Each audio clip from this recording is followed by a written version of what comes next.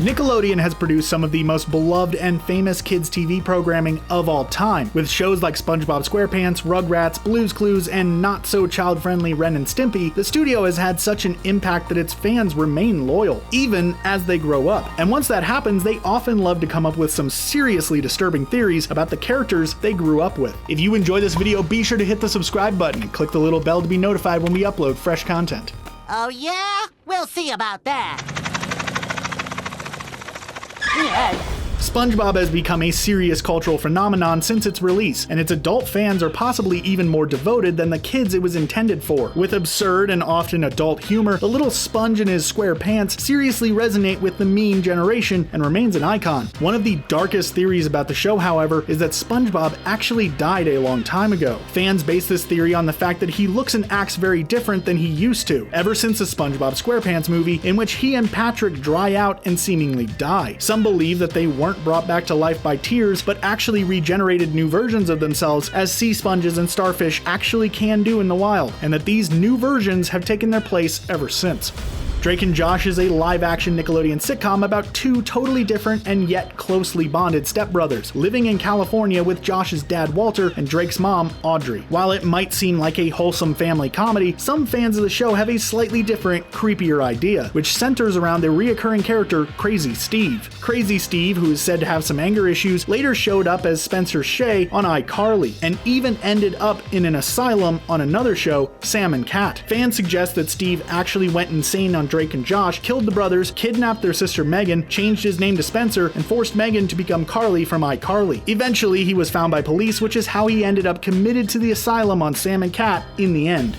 Avatar: The Last Airbender takes place in a world in which some humans can manipulate the elements according to their will. But that's not the only thing that is odd about the world of the show. The distinct mix of 16th century simplicity and seemingly new technology makes some fans wonder what kind of world Airbender is actually in. They believe the show really takes place in the far distant future, and it's a post-apocalyptic version of the Earth. Fans have supposed that bending was invented when nanite technology allowed for people to control the elements, but it went so far as to destroy the Earth as we know it in the process, with earthbenders causing massive tectonic shifts and firebenders creating devastating fire, and that what we see in the show is all that's left of humanity. Another theory about SpongeBob SquarePants gets a little more biblical. This fan theory suggests that each wacky character in the show represents one of the 7 deadly sins, which in the Christian religion are the cause of all evil on the planet. Patrick represents sloth for reasons that are easily understood if you've ever watched the show. Squidward represents wrath because of his quick and explosive temper. Mr. Krabs loves money above all else and therefore is greed. All Plankton wants is Mr. Krabs' success, so he gets envy. Gary the snail loves to eat and because of that is gluttony. Sandy is pride for her belief that Texas is better than everything. And finally, SpongeBob, who adores everyone and everything to the point of insanity, is lust. While the creators of the show may not have realized it, these characters actually fit pretty perfectly. The Fairly OddParents is set in the fictional Dimsdale, California, and centers around a young boy named Timmy who is pretty much neglected by his parents and teased relentlessly by his babysitter. Enter Cosmo and Wanda, Timmy's fairy godparents, who come in to grant his wishes and show him a little bit of love. This is where the fan theory gets a little weird. They say that because Cosmo and Wanda show up just when Timmy is at his lowest, that they actually represent antidepressants that the boy has started taking. Specifically, Cosmo is Zoloft, which excites Timmy and gives him energy, and Wanda is Prozac, which focuses him. Fans have all sorts of evidence to support this theory, especially in the way that the show often deals with Timmy's dependence on magic, how he sometimes abuses it, and his attempts to carry on without it. Tell me the real story this time, Grandpa. I want to hear what really happened to my parents. We know that Arnold, the title character of the beloved show Hey Arnold, lives with his grandparents, and it was briefly explained that this is because his parents were lost in the jungle when he was a newborn. But some fans think this explanation is a little too simple and have gone in a different direction altogether. They believe that Arnold's grandparents are actually his real parents and that they simply conceived him at a later stage in their lives. Because of their advanced age, it caused him to be born with hydrocephalus, a condition that causes a large and misshapen head. Fans don't offer an explanation as to why the grandparents decided to lie to him about their true identities, but the recent Hey Arnold Jungle movie debunked a lot of these theories anyways. Nickelodeon doesn't just stick to TV, and has ventured out to make some pretty memorable movies in their day. Good Burger, which stars SNL mainstay Kenan Thompson, was a movie based off of a sketch from the TV show All That, about a kid who works in a burger restaurant. In the movie, a fancy new burger place called Mondo Burger opens up across the street from the titular Good Burger, and becomes a serious competitor. But there's something very, very off about Mondo Burger, with its impossibly lavish opening and seemingly endless money, with some fans thinking that they know why. They have decided that Mondo Burger's owner, Kurt Boswell, is actually in the mafia, with some evidence to back it up. It seems as though he's the son of a mob boss, because he has just too much power for a regular burger restaurant owner. Pete and Pete was a short-lived live-action show in the very early 90s about two brothers with the same name and same red hair who go on adventures together. While it seems like a pretty innocent show, that's never good enough for the fans, who have come up with a truly strange and disturbing theory about the show. They say that Big Pete, the older of the Petes, actually had a psychotic breakdown at some point in his life, and because of that developed another personality in the form of Little Pete. They say he yearned for an innocent childhood that he was deprived of, and this inner world and fictional brother became his way of creating that for himself. His other friend and the strongest man in the world, Artie, is another hallucination and coping mechanism for Pete. While he may be the title character, another Hey Arnold theory challenges who exactly is the main character of the show. These fans believe that it is actually Helga, the neighbor who terrorizes Arnold, in order to mask her true feelings for him. They came to this conclusion for a few reasons. The first being that Helga is actually the one who shouts Hey Arnold during the theme song. The second is that she actually says much more than Arnold in nearly every episode, and usually gets a pretty great monologue to boot. Finally, it really is kind of written for the audience to side with Helga and her unrequited love. She is complex and doesn't know how to express her emotions because of her neglectful parents, and we just want her to figure out how to tell Arnold how she really feels.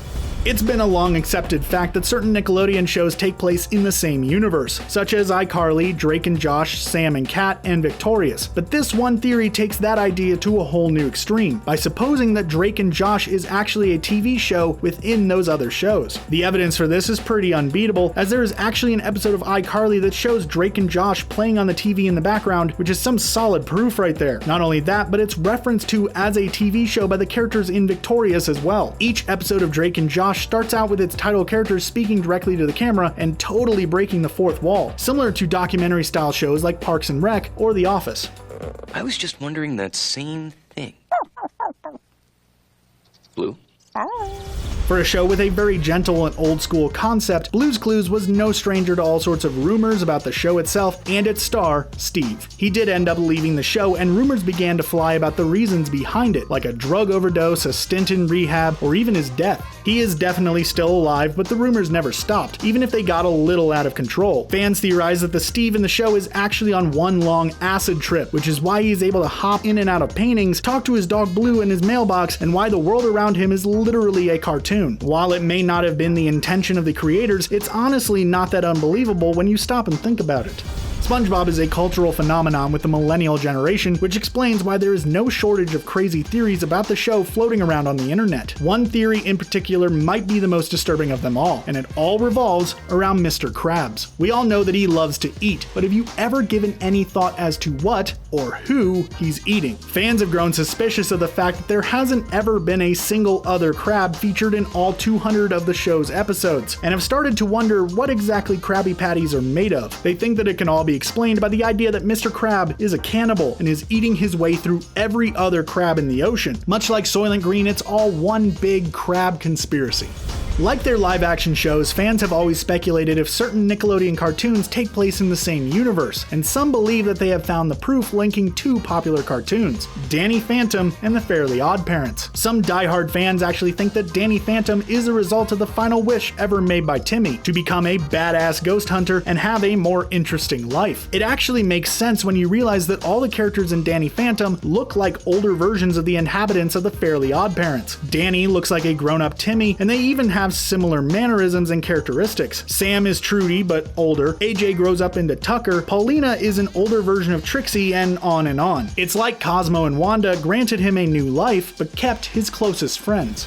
There is a certain theme that floats around the fan theory part of the internet, and that is that character is either on drugs, in a coma, or have died and been replaced. It's an easy way to explain all sorts of cartoony and even self-aware behavior, like this theory about the Wild Thornberrys. During their travels, the youngest daughter Eliza was granted the ability to speak to animals by a shaman, and yet none of the family seems to notice, nor does anything magical ever happen afterwards. Fans believe that Eliza was given a hallucinogenic drug by that shaman, and it has simply stayed in her system and made her believe that she can commune with nature, when really she's just tripping hard. Apparently, the drug is even the cause of the appendicitis she contracts in season 2. Amanda Bynes has been hidden from the spotlight in recent years after her extremely public battle with mental illness and substance abuse, but there was a time when she was a beloved and hilarious TV regular. The Nickelodeon created The Amanda Show was hugely popular and a perfect vehicle for the talented Bynes to showcase everything she had to offer. This fan theory gets a little dark, however, when it assumes that Penelope Taint, Amanda's super crazed fan character, actually killed the real Amanda and took her place on the show. They say that it all happened when Penelope finally achieved her goal of getting close to Amanda, but she got too close. Penelope ultimately decided that if she couldn't be Amanda's best friend, she would do the next best thing and actually become Amanda Bynes, her hero and the object of her obsession. So you want to win $5? Hey, what did I win? Nothing! And there you have it, some of the creepiest Nickelodeon theories out there. What do you think about this list? Have fans gone too far? Do you believe any of these out there are possibilities? Let us know in the comments, and don't forget to hit the subscribe button to stay up to date with all the latest from ScreenRant. Thanks for watching.